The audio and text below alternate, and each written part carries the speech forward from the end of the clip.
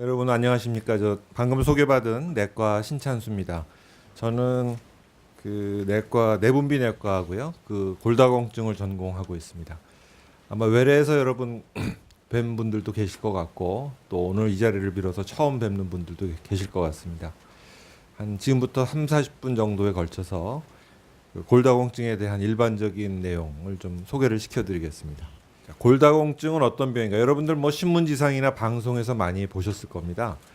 어, 골다공증 하면 뼈가 부러질 수 있는 그런 상태 이렇게 얘기를 하는데 골다공증 어떤 증상이 있다기보다는 남들보다 좀 뼈가 약하다는 그런 상태를 얘기합니다.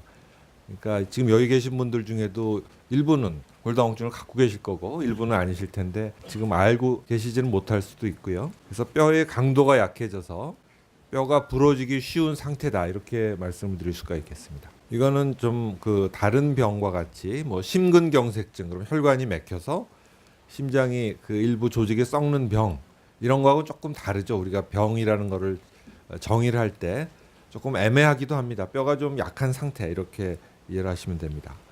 많은 분들이 그 궁금해하시는 것 중에 골다공증이 있으면 허리가 굽어집니까 이렇게 물어보시는 분들이 계십니다. 이 앞에 나온 그림을 보시면 이게 그 한국의 3대 모녀를 보여드리는 그림 같습니다. 이제 딸은 손녀가 되겠죠. 이렇게 똑바로 선 자세로 걷다가 이제 어머니 뻘이 되면 이제 허리가 약간 굽게 되고 할머니가 되면 이제 완전히 허리가 이렇게 굽어지는 이런 현상을 보고 골다공증이 있겠구나 이렇게 생각할 수가 있는 것이죠. 허리와 무릎이 아프다고 외래를 찾아오시는 분들이 계십니다. 제 외래 진료를 보면은 상당히 많은 환자분들이 무릎이 아프다고 골다공증인 것 같다 하고 찾아오십니다. 무릎을 만져보시면 딱딱한 뼈가 만져지고 그렇기 때문에 거기가 아프니까 이게 골다공증이겠거니 하고 찾아오시는 경우가 많습니다. 근데 이거 무릎을 이제 좀 해부학적으로 좀 모식적으로 그린 그림인데요. 무릎을 보시면 그 뼈가 이렇게 있고 뼈하고 뼈 사이에 이렇게 연골도 있고 또 두 뼈를 이어주는 인대도 있고 뭐 이런 것들이 있습니다.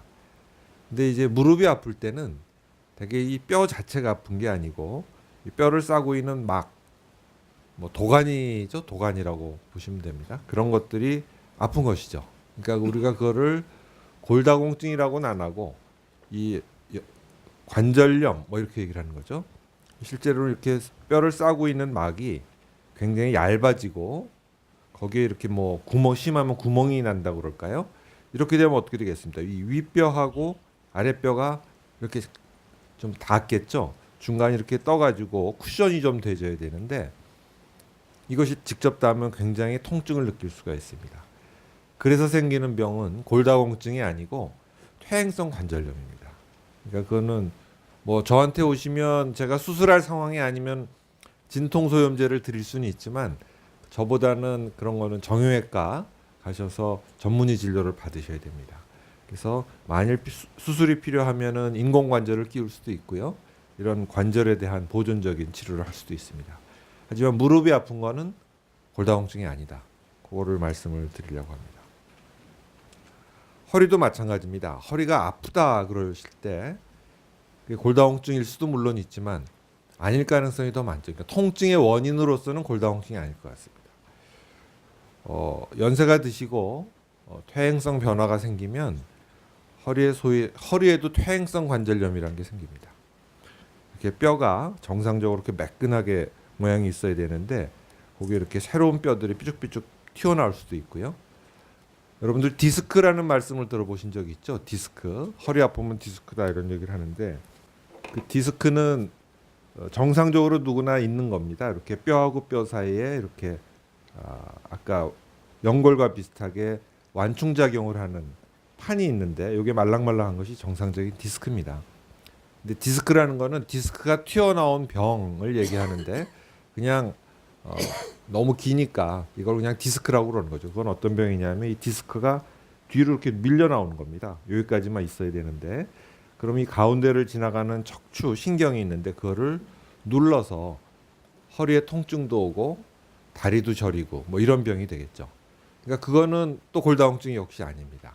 그것은 이런 디스크를 적절하게 제거를 한다든지 줄여줘야 치료가 되는 거지 이 골다공증 치료한다고 것이 좋아지는 건 아니죠. 그러니까 여기서 말씀드리고자 하는 거는 골다공증을 흔히 퇴행성 관절염 혹은 디스크하고 혼동하시는 경우가 많은데 골다공증은 좀 다른 병이다. 또 많은 분들이 물어보시는 게 골다공증에 걸리면 뼈에 구멍이 숭숭 뚫린다고 그러는데 맞습니까? 그렇습니다.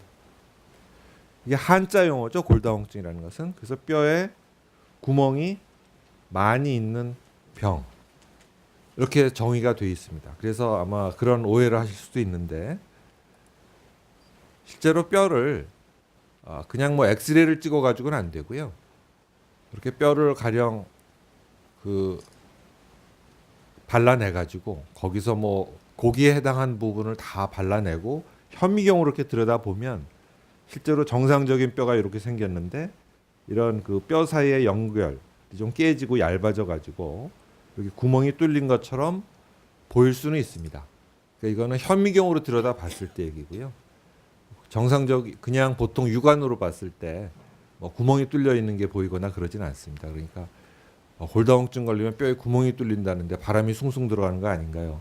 그거 역시 오해입니다. 그러니까 그런 거는 약간 과장해서 표현을 해가지고 여러분들한테 골다공증의 경각심을 깨워드리기 위해서 말씀을 드리는 거지만 실제 그런 상황까지는 아니다.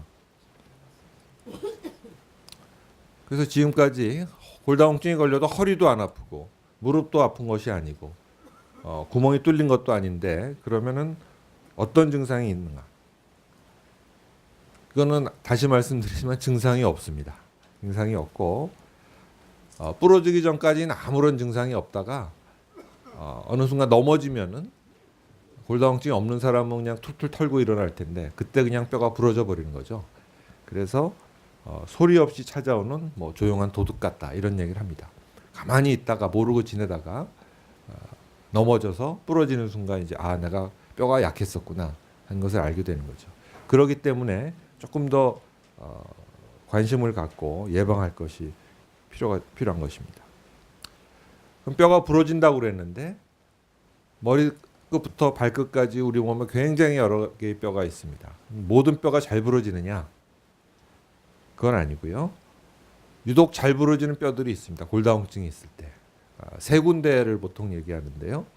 척추, 그다음에 손목, 그다음에 고관절, 엉덩이 뼈가 되겠습니다. 세 군데가 가장 잘 부러집니다. 손목은 골다공증이 있는 한 50대 후반, 60대 초반 여성분들이 잘 부러지죠. 어떨 때 잘 부러지느냐? 지난 겨울은 굉장히 따뜻하고 눈도 별로 안 왔죠. 근데 작년 겨울, 2012년 겨울에는 굉장히 날씨도 춥고 눈도 많이 왔습니다. 그래서 그때 정형외과 병원이 아주 호황을 누렸습니다. 눈길에 미끄러지셔서 이 손목을 넘어지면서 땅바닥에 지을 때 여기 손목이 탁 부러지는 겁니다. 그게 한 60대 초반이고요. 60대 한 후반쯤 되시면 척추가 또 잘 부러지십니다. 척추는 이게 마치 뭐라 그럴까요? 연탄을 이렇게 축축 여러 켜 쌓아놓은 같은 그런 구조를 갖고 있어서 부러진다고 해서 뭐 이게 이렇게 딱 부러지는 건 아닙니다. 그러니까 위하고 아래 사이에 뼈가 이렇게 짜부러진다고 표현하는 게 맞죠. 그것을 척추 요것이 한 또 60대 후반쯤에 생기십니다. 어떨 때 생기느냐? 뒤로 엉덩방아 쪄서 넘어지실 때 또는 무거운 거 장독대 같은 거 이렇게 들으실 때. 근데 되게 부러져도 여기도 또 증상이 없어요. 척추뼈는 부러져도 증상이 없습니다. 골다공증이 있을 때도 증상이 없는데 척추 같은 경우는 부러져도 한 3분 중에 1분 정도만 내가 굉장히 아프니까 이거 부러진 것 같구나 하고 느낀다고 그래요. 3분 중에 2분은 이게 주저앉아도 못 느낀다고 그럽니다. 그런 것이 이 척추골절이 되겠습니다.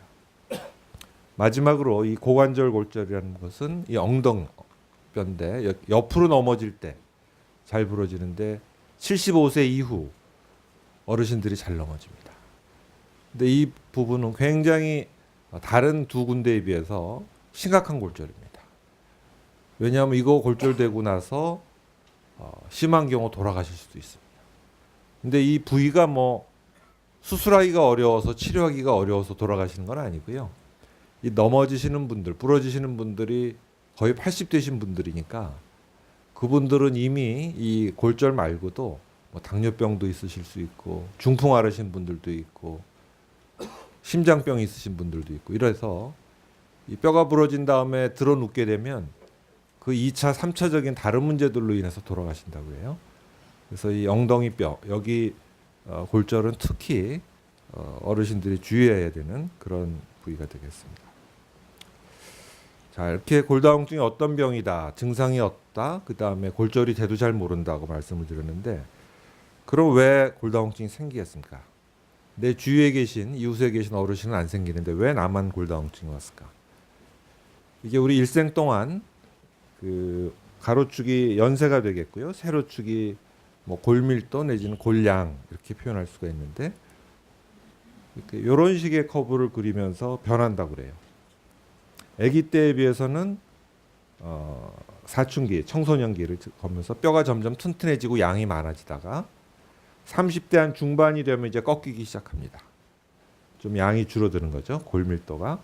그다음 이것은 여성들의 커브인데 여성들 같은 경우는 50세 전후에 폐경이 되죠. 그러면 여성 호르몬이 부족해져 가지고 뼈가 좀 급격하게 내려갑니다. 그 후에는 또 다시 완만해지고 이것이 이제 정상적인 커브인데 가령 60대 어떤 분이 병원을 오셨는데 여기가 정상인데 내 뼈가 한 요 정도로 밑으로 내려와 있으면은 골다공증이라고 할 수 있겠죠. 뼈가 남들보다 약한 거니까. 그래서 여기에 오를 때는 한 두 가지 경로가 있을 것 같습니다. 하나는 젊을 때부터 어릴 때부터 남들보다 항상 뼈가 약했던 사람이 있을 거예요. 그런 분들은 계속 그 약한 상태로 살다 보면 이렇게 60대가 됐을 때 남들보다 약할 수가 있죠. 그죠? 또 다른 경우는 젊을 때는 정상적으로 남들하고 똑같이 뼈를 잘 만들어 놨는데 이 나이 먹으면서 갑자기 남들은 서서히 내려가는데 자기만 뼈를 많이 까먹은 거죠. 이런 두 가지 경우가 다 있을 수가 있습니다. 근데 이 시점에 환자분이 병원을 오시면 이 노란색으로 인생을 걸어 오셨는지 빨간색의 인생을 걸어 오셨는지 알 수는 없어요. 되게 아마 섞여 있을 겁니다. 그래서 어쨌든 이 남들보다 골 밀도가 낮으면 우리가 그거를 골다공증이라고 하고, 특히 이렇게 어렸을 때 노란색 남들보다 항상 약한 분들은 뭐 요즘 무슨 병의 원인이 뭐냐 그럴 때 항상 유전적 소인, 유전자 탓을 많이 하는데 이거야말로 좀 유전적으로 좀 약한 뼈를 물려받은 게 아닌가 이렇게 생각이 되고요. 오히려 나이 먹어서 좀 많이 뼈가 없어지는 분들은 그때 뭐 폐경 전후에서 다른 병이 있다든지 또는 다른 약들, 이런 약들이 뼈를 좀 빨리 잃게 하는 그런 경우가 있을 수 있다고 보겠습니다. 그래서 즉 첫 번째 노란색은 어렸을 때 뼈가 충분히 만들어지지 못한 경우가 되겠고요. 두 번째는 중년 이후에 남들보다 뼈를 많이 잃어버린 경우가 있을 수 있겠습니다. 너무 빠른가요? 이해가 되시나요?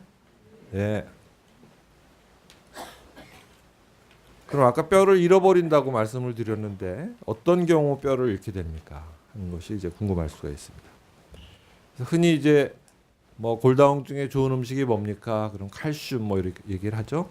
그래서 칼슘이 부족하거나 비타민 D, 여러분 종합 비타민이라는 약을 많이 드시는데 거기 보면은 뭐 A, B, C, D, 뭐 K, 뭐 여러 가지가 다 들어 있습니다. 그 비타민이라는 건 우리 몸에 꼭 필요한 그런 어떤 물질들인데 그 중에서 뼈에 중요한 건 비타민 D라는 겁니다. 비타민 D. 비타민 D는 굳이 약을 안 잡수셔도요. 햇볕만 잘 쬐면 피부에서 저절로 만들어집니다. 근데 요즘 뭐 미세먼지도 많고 황사도 많고 그래서 햇볕 밖에 나가시기도 좀 그렇지만 또 실내 생활을 워낙 많이 하시기 때문에 이 비타민 D가 부족한 분들이 참 많습니다. 뭐 젊은 사람들도 마찬가지예요. 어르신들도 마찬가지고 햇볕을 좀 쬐면은 뼈에는 아주 좋습니다. 그 다음에 뭐 비만이 만병의 근원이다 뭐 이렇게 얘기를 하는데 뼈 입장에서 보면 너무 가벼운 게 안 좋아요. 적당히 체중이 뼈에 실어줘야 뼈가 튼튼해지는데 너무 날씬한 이런 여성들 골다공증 많습니다. 때 생활 습관, 뭐 운동하는 게 좋다는 건 뭐 두말할 나위가 없을 거고요. 담배가 안 좋고 실내 생활에 너무 오래 하시는 것도 안 좋습니다. 뭐 술, 카페인, 짠 음식 이런 것들은 다 우리 몸에서 칼슘을 잃어버리게 만드는 음식들입니다. 그 다음에 여러 가지 병들이 2차적으로 이 골다공증을 유발할 수가 있습니다. 뭐 갑상선 또는 부갑상선, 당뇨병, 류마티스 관절염 이런 것들이 대표적인 병이고요. 그다음에 약물 중에는 스테로이드 호르몬이라는 것이 있습니다. 이 약은 그 무슨 염증이 있을 때 관절염 또는 천식 이럴 때 쓰는 약들인데 굉장히 좋은 약임에도 불구하고 그 효과는 아주 좋은데 부작용으로 또 골다공증을 만들 수가 있고요. 그다음에 중풍이나 심장병이 온 다음에 뼈를 묽게 하기 위해서 잘 굳지 않게 하는 약이 있는데 와파린이라는 약이 그 역시 또 뼈에 안 좋고 또 이식 요즘 뭐 간이나 신장 이식 받는 분들 많은데 이식 환자들한테 쓰는 면역 억제제 이런 것도 다 뼈에는 안 좋은 약으로 되어 있습니다. 자, 오늘은 이제 파킨슨의 날에 제가 드리는 강의가 이제 골다공증과 파킨슨병인데 그럼 파킨슨병이 있으면 골다공증이 더 잘 생기나? 아마 여러분들이 제일 궁금하실 겁니다. 이 앞에 보여드린 슬라이드에서는 제가 파킨슨을 굳이 넣지는 않았는데 그럼 파킨슨은 골다공증과는 아무 관계가 없는 병인가? 그래서 그 전에 골다공증은 얼마나 흔한가를 알고 파킨슨 병과는 어떤 관계인가를 설명을 드리겠습니다. 골다공증은 사실 아까 뭐 여러 가지 원인, 질환, 약물 때문에 온다고 그랬지만 사실은 그런 거 없이도 오는 경우가 더 많죠. 실제로 아까 말씀드린 그런 병들이 어떻게 보면 희귀한 병들인데 그것이 얼마나 많겠습니까? 근데 그 병이 없고 또 그런 이상한 약들을 안 드셔도 올 수가 있는 게 골다공증입니다. 그래서 50세 이상 여성 중에는 한 30%, 남성 중에는 한 15% 정도가 골다공증입니다. 굉장히 많은 거죠. 세 분 중에 한 분이 골다공증이면 뭐 그렇게 흔한 병이 사실은 병으로 따지면 별로 없습니다.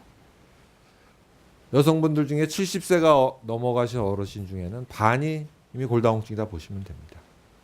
그럼 나머지 반하고 나하고 무슨 차이가 있느냐?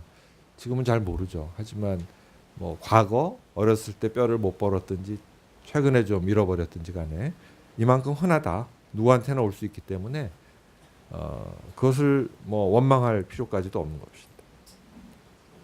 그럼 파킨슨병이 있으면은 이런 문제가 어떻게 더 심각해지는가 하는 거죠.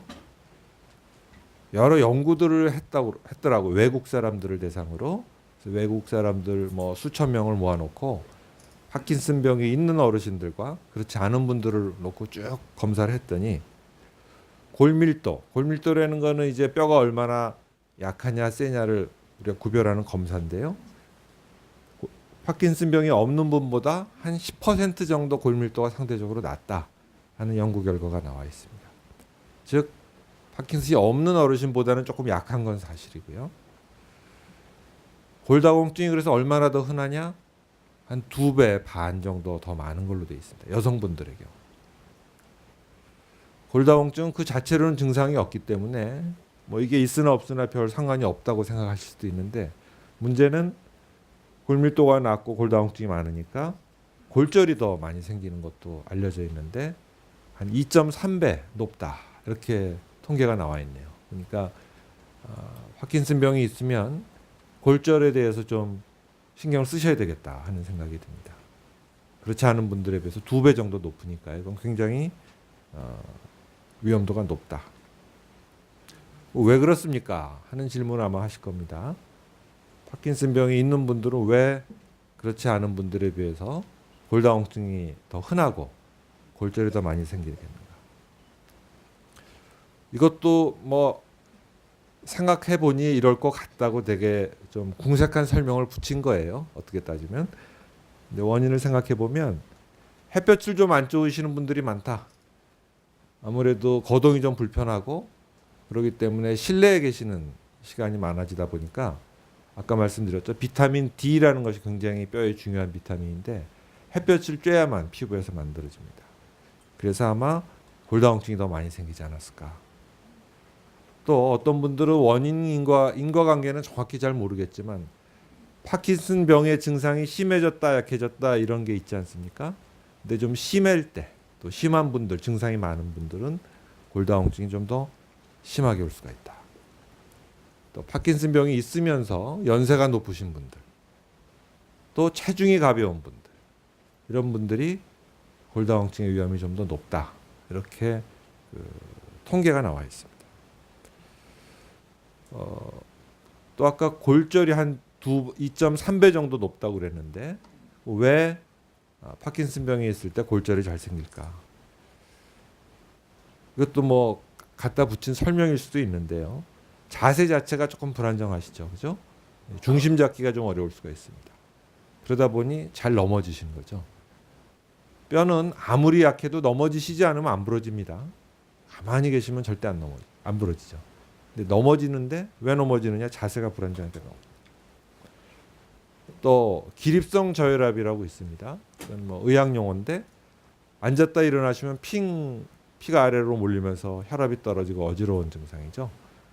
이제 그런 것 때문에 또 넘어져서 잘 부러지실 수가 있고, 또 운동 기능, 이 팔다리 근육의 기능 장애, 그다음에 인지 장애, 뭐 아주 심한 경우는 치매라고 하지만 치매까지 아니더라도 인지 장애가 있으면 역시 넘어져서 뼈가 부러질 확률이 높다 이렇게 알려져 있습니다. 자, 그럼 골다공증이 있는지 없는지 아까 뭐 70세 이상 어르신 여성 같은 경우는 반이 골다공증이라고 그러는데 어떻게 검사를 해서 알 수가 있을까요?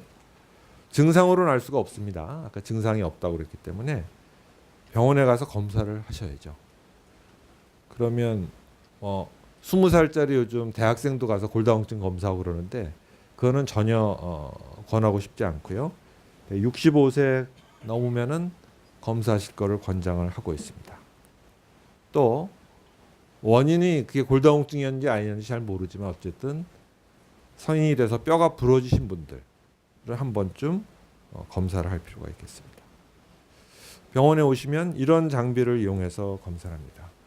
침대 같은 데 가만히 누워 계시면 이런 것이 아래 위로 쑥 훑으면서 한 2, 3분이면 검사가 끝나. 아주 간단한 검사입니다. 이것이 골밀도 검사가 되겠고요. 또 개원하신 병원에 가면 이렇게 발만 집어넣고 골밀도를 재는 기계도 있습니다. 이런 방법으로도 골밀도를 측정할 수가 있습니다. 자, 이제 치료입니다. 치료는 반드시 병원 가서 상담을 받고 치료를 받으셔야겠죠.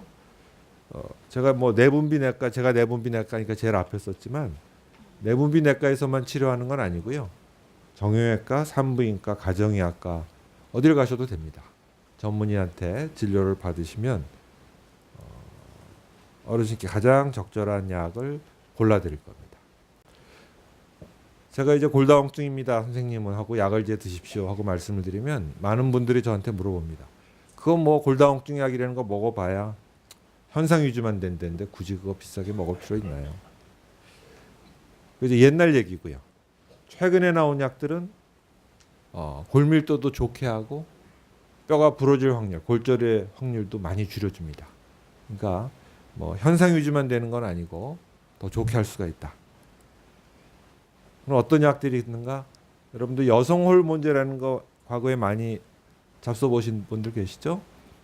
이제 불과 한 20년 전만 해도 골다공증 하면 여성 호르몬제가 그냥 답이었습니다.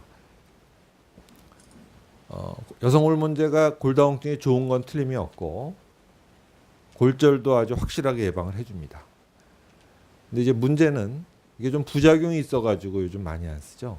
부작용으로 알려진 것들이 다 아시겠죠. 뭐 유방암이다 또는 무슨 협심증과 같은 심장병이 많이 생긴다 이런 얘기들이 한 10년 전에 알게 됐어요. 그러니까 과거에 이제 그런 것도 모르고 20, 30년 동안 쭉 썼던 거예요. 쓰다 보니까 이런 것들이 자꾸 생겨서 정말 그런가 하고 자세히 조사를 해봤더니 그것이 맞다 이렇게 증명이 된 거죠. 그래서 요즘은 잘 안 씁니다. 안 쓰지만 모든 사람이 부작용이 생기는 건 아니니까 예를 들어서 한 60세 전까지는 아주 좋은 약 중에 하나입니다. 그 밖에 이제 여러분들이 골다공증 그러면 가장 많이 잡수는 약들이 이런 걸 거예요. 뭐 포사맥스, 악토넬, 봄비바 이렇게 일주일에 한 번 잡수는 약들, 뭐 한 달에 한 번 잡수는 약들 이런 거 많이 들어보셨을 겁니다. 이런 약들이 요즘은 이제 제일 흔한 치료법이 되겠죠. 흔하고 확실한 치료법입니다. 먹는 약도 있고 주사도 있고 그렇습니다. 그 밖에도 뭐 다른 약들, 코에다 뿌리는 흡입제, 그 다음에 당뇨병 환자분들 인슐린 주사 배에다 맞듯이 자기 배에다가 매일 주사 놓는 이런 주사도 있습니다. 그래서 약제에 따라서 뭐 용도가 조금씩 달라요. 달라서 아마 전문의 선생님들이 여러분을 보시면 가장 적당한 약을 골라드릴 수 있을 겁니다. 저거는 이제 치료제고요. 치료제를 쓰면서 항상 같이 보조제를 드셔야 됩니다. 보조제는 칼슘입니다. 칼슘이 뼈에 좋기 때문에 또 비타민 D가 칼슘 흡수를 좋게 하기 때문에 항상 칼슘과 비타민 D를 같이 드리죠. 칼슘을 잡수면 위장 장애가 좀 심합니다. 변비도 생기고 배가 빵빵하기도 하고 또 어떤 분들은 설사를 하기도 합니다. 근데 꼭 먹어야 되는가? 또 칼슘 먹으면 담석 생긴다는데 뭐 이렇게 그 의문을 표시하는 분들 계신데 잡술 수 있으면 잡숴주는 게 가장 좋고요. 왜? 우리나라 음식에서는 삼시세때 밥하고 된장찌개 이렇게 잡숴가지고 칼슘이 충분히 들어오지가 않아요. 미국 밥, 미국 식사에 비하면 한 반밖에 없다고 그래요. 한국 음식의 칼슘이. 또 담석은 아니고요. 담석은 여기 간 옆에 쓸개 생기는 도로 칼슘하고 아무 상관이 없고 오히려 콩팥에 생기는 돌 이런 가능성이 있습니다. 칼슘을 너무 많이 잡수면 콩팥 또는 요관에 돌이 생길 수는 있어요. 하지만 담석하고는 관계가 없다. 비타민 D를 자꾸 잡수라고 그러는데 뭐에 좋아서 그러는가? 비타민 D는 이 칼슘을 약으로 잡수는 것뿐 아니고 음식에도 칼슘이 들어 있습니다. 근데 그 칼슘을 흡수하는 데 아주 중요한 역할을 합니다. 그래서 칼슘의 흡수를 촉진시키기 때문에 비타민 D가 중요하고 또 한 가지는 비타민 D가 근력을 좋게 만든다고 그래요. 아까 뼈가 아무리 약해도 넘어지지 않으면 안 부러지신다고 말씀을 드렸죠. 근데 안 넘어지려면 근력이 좋아야 되죠. 근데 비타민 D가 근력을 강화를 시킨다. 이건 넘어가겠습니다. 얼마나 먹어야 되나? 뭐 이것은 미국하고 한국하고 뭐 다 기준이 다릅니다만 한국 사람들은 음식에서는 한 500mg 내외가 들어있다고 그래요. 한 800 이상이 꼭 필요하니까 한 500 정도, 반 이상은 우리 약을 통해서 흡수를 하면 좋겠죠. 그래서 아마 잡수는 약들 지금 계신 분들도 많이 계실 텐데 뭐 칼테오니, 칼디비타니, 디카맥슨 이런데 이만큼의 칼슘이 들어 있습니다. 그러니까 대개 하루에 한 알 내지 두 알을 잡수면 모자란 양을 채울 수 있도록 이렇게 약들이 만들어져 있습니다. 그러니까 칼슘 제제를 추가로 복용할 때는 하루에 한 알 내지 두 알 잡수시면 된다. 비타민 D도 햇볕을 충분히 쬐기가 사실은 쉽지가 않죠. 그러니까 약으로 잡수시면 도움이 되는데 하루에 400 내지 800 단위가 필요하다. 그러면 또 모든 약들이 대개 한 알 잡수면 그거를 채울 수 있게 만들어져 있어요. 그러니까 칼슘이나 비타민 D나 한 알 내지 두 알 잡수시면 충분하고 이 두 가지를 따로 드시기가 불편하기 때문에 또 많은 약들은 칼슘과 비타민 D를 한 알에 반죽을 해놓은 약들이 대부분입니다. 근데 이제 음식에도 칼슘이 많은 음식을 잡수면 도움이 될 텐데 사실은 뭐 한국 음식에는 그렇게 칼슘 많은 게 눈에 띄지가 않아요. 우유에 역시 한 200mg 정도. 그러니까 하루에 200cc짜리 우유 팩 말씀드리는 겁니다. 그거를 한 2팩 정도 잡수면 좋은데 또 한국 사람들 우유 많이 먹으면 설사하는 분들이 많아서 이것도 쉬운 일은 아닙니다. 그 밖에는 뭐 고추잎, 뭐 요플레, 치즈 이런 데 좀 많이 들어 있습니다.